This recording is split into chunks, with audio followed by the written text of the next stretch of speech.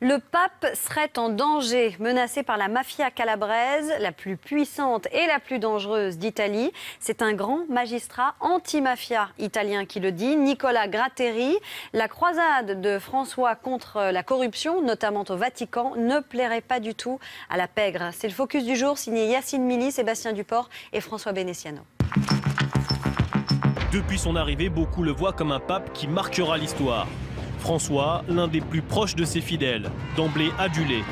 C'est aussi un pape qui veut réformer l'Église. L'un de ses objectifs, assainir les finances du Vatican. Et cela lui vaut aujourd'hui quelques ennemis. Le pape serait même dans le collimateur de la mafia.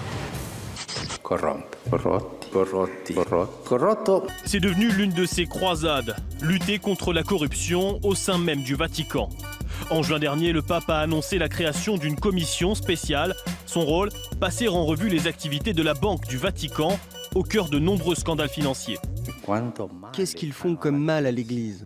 Les chrétiens corrompus et les prêtres corrompus. Des prises de position devenues un peu trop encombrantes. Et c'est ce magistrat anti-mafia qui brise l'omerta. Nicola Gratteri, procureur adjoint de la ville de Reggio en Calabre. À cause de son combat contre la pègre, l'homme vit 24 heures sur 24 sous escorte policière. Alors quand il parle, ses propos valent cher.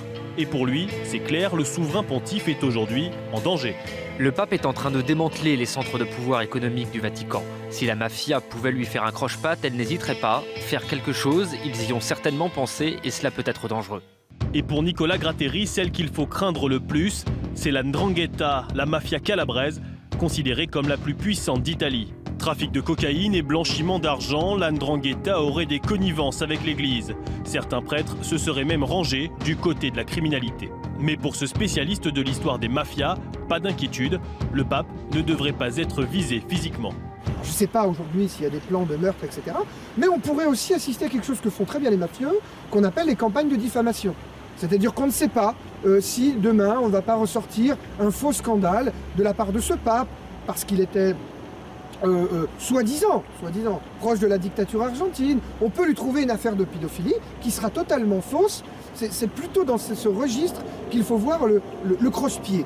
De quoi soulager un peu le service de sécurité du Vatican, qui a d'ailleurs été fortement réduit depuis l'arrivée de François.